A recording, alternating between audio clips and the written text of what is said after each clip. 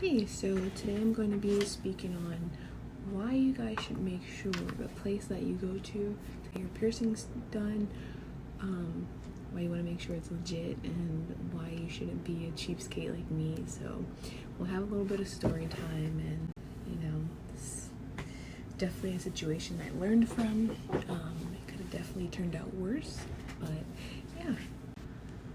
So I made sure to do my research and kind of look at, the bad things that could happen if I got the piercing.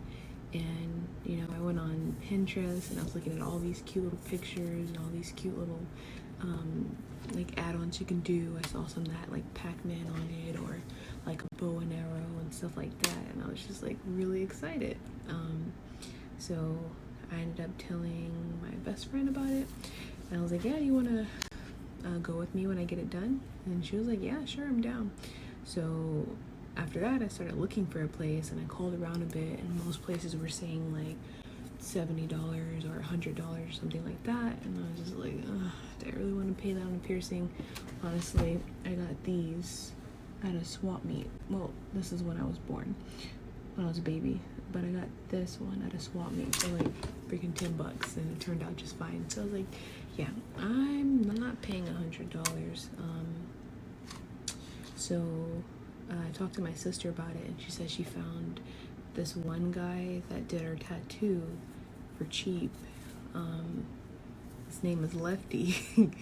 And she was like, yeah, he does piercings there too, and like my experience wasn't bad, so maybe you should try there. And I was like, cool. All I needed was one recommendation. I called them. They said it'd be $30 or $35, and I was like, cool, I'm in.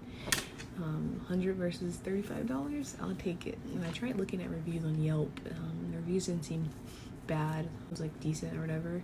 So my day off comes, and then I go up there with my best friend, and we get there, and it's like a pretty small little place, and they're like, yeah, so this is Lefty, he'll be doing your piercing. And they're like, oh, we only take cash. And then they didn't have change, so they had the women that worked there, I guess, walk to the store to go get change, and they're just like, yeah, just wait here. And it was kind of weird. I'm just like, they got my money. And it was kind of like in the hood, I guess, or whatever. Not like hood or I'm like, oh my gosh, we're gonna get shot, but it wasn't like the best area. So yeah, they come back, and then he's like, okay, we're ready for you. So I sit on the chair, and I'll insert a clip as well of like my experience getting it done. And he was like, yeah, so which piercing do you want? And then my best friend, she happens to have it as well. So I guess he had never done it before. So he looks at her piercing, and then he goes back to my ear, and then he just puts the little marks on there. And he was like, okay, are you ready? And I was like, yeah, I guess as ready as I'll be. So then, gets his gloves and sterilizes it or whatever. And then he marks it, and then he gets the needle and then puts it right through. And then he had like, I guess, the actual bar, and it followed right behind the needle. And again, you guys will see it in the video clip, kind of. And it was pretty painful. Yeah, it was pretty painful, but I didn't cry or anything. But I was just kind of sitting there just like, whoa. So that was that.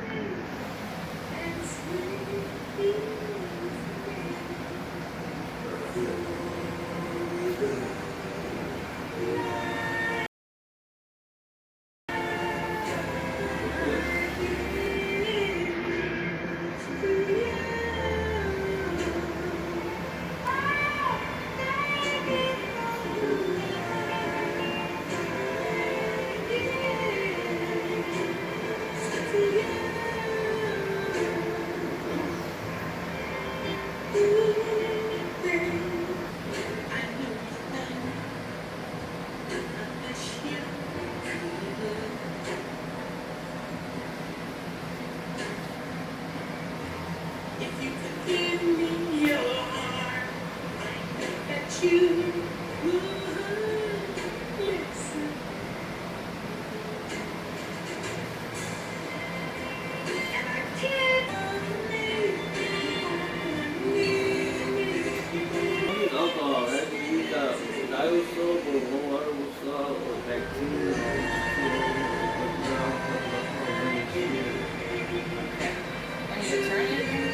move it up and down a little bit, and I put it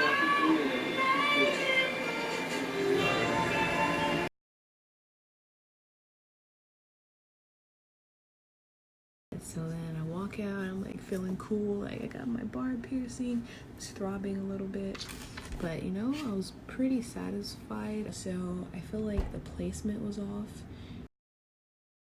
I feel like it should have been more towards the top, but you know, there was already all those holes in my ear, so I just went with it, and I was like, hey, it'll just close enough, I guess. So I was satisfied with it.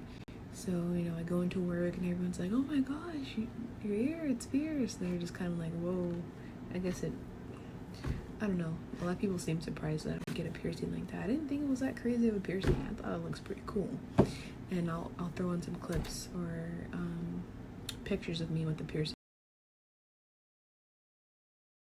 And yeah, so I was pretty proud of it. I thought it was cool. It was just kind of red, and I was afraid, you know, I didn't want it to get infected, so I made sure to clean it. He told me to make sure I use either H2O spray or the warm salt water cleanse, and then sometimes a little bit of tea tree oil. I give it like a month, and then I already have a bump on each side, and I'm just like, crap, you know, I've been taking care of it. I've been trying to be clean it twice a day, and you know, it was hard to make the bump go away, and it was painful to sleep on. I literally couldn't lay on this side. I had to lay on this side. You know, with my natural hair, it's curly, so it would get caught in it, and you know, I know that wasn't good because it needs to stay clean, and I have products in my hair and stuff like that. Or even when I wore these twists, little stray hairs will get caught in it, and it became kind of frustrating. And especially if I wanted to wash my hair, like, it was annoying. So I was looking up like ear covers on the internet to figure out how I can protect it, because it was an inconvenience. We tried cleaning it and stuff like that, and then my boyfriend at the time, he was pretty worried. He was like, maybe you should go to the doctor, because like it legit had like a bump on it. And then over time, the top part, because you know, there's two piercings at the top and at the bottom, so the bar can go through. The top part was healed and it was fine, and it was just the bottom part that had a bump on it. So that kind of gave me hope. I'm like, okay, well, cool, the top's healed, the bottom, it should follow behind.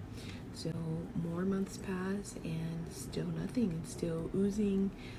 Sometimes it seems like it would get dried out when I use a tea tree oil, but still nothing. I tried the H2O, I tried the warm sea salt soaks, I tried compression, I literally tried everything. And I was like, dude, I just don't know what to do. I've tried leaving it dirty. I've tried not cleaning. I was like, maybe I'm overdoing that. Didn't work either. So then I just will fast forward, and this was this year, and you know, it was pretty much hitting that 1 year mark, and I was like, dude, it's still not healed. And it was one day it just got really nasty, and it got like this big bubble on it, and then I had to pop it with a needle, and just like oozing clear liquid came out, and it was nasty. And I was like, okay, I'm starting to get worried. You know, it's been a year, it's still oozing, it's getting worse. Maybe I should go to the doctor. And so I went to the doctor, and they looked at it, and they're like, yeah, do you care about keeping this? And I was like, no, honestly, I just don't want it to get any worse and for there to be scars and stuff like that. So yeah, I don't really care. She's like, yeah, we're gonna go ahead and remove this. And I was like, okay, doc, whatever you say. I mean, as long as my ear gets better, remove it, I'm fine. So she's like, she unscrews it, and then she removes it, and then she gives me the bar, and then had like a little bit of the juice stuff, whatever.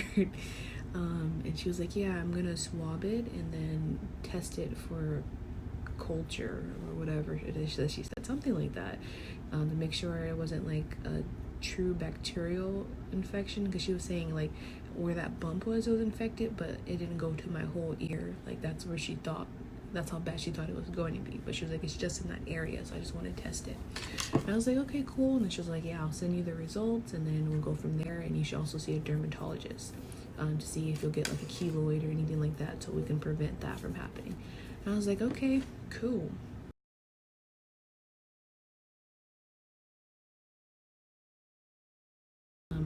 She gave me some cream, and I don't know if I still have it or what it was called, but it was called topical cream, like 40% or something like that, and she was like, just keep putting it on there until the bump goes away. No, until the bump stops oozing.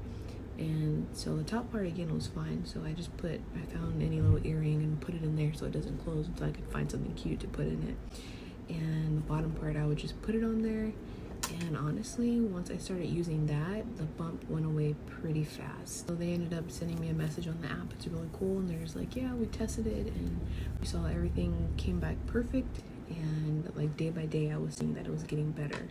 And I'll throw in like a progress picture as well. It's kind of nasty, but yeah.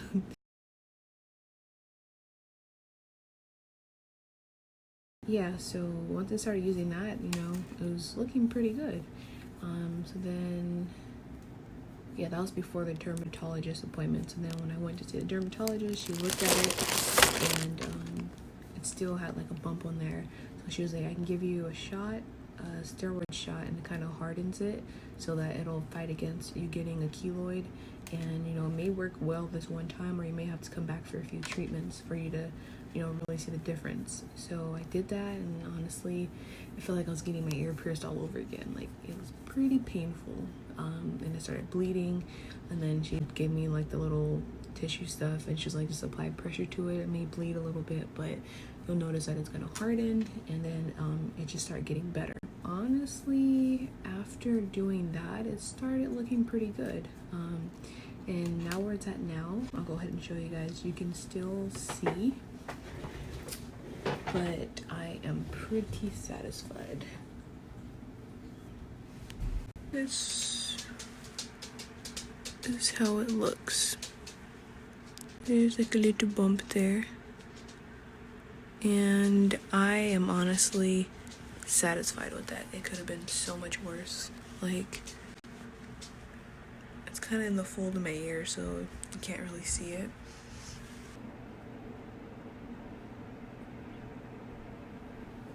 Don't look at my ear holes. It's private. But yeah, that's how it's looking.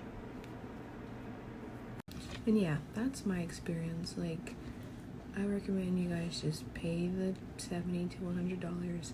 Don't be cheap like me, end up with like a nasty ear. Like, honestly, you get what you pay for, and that's kind of what happened to me. Honestly, I think the placement is what went wrong as well. Like, for the piercing to be going through here,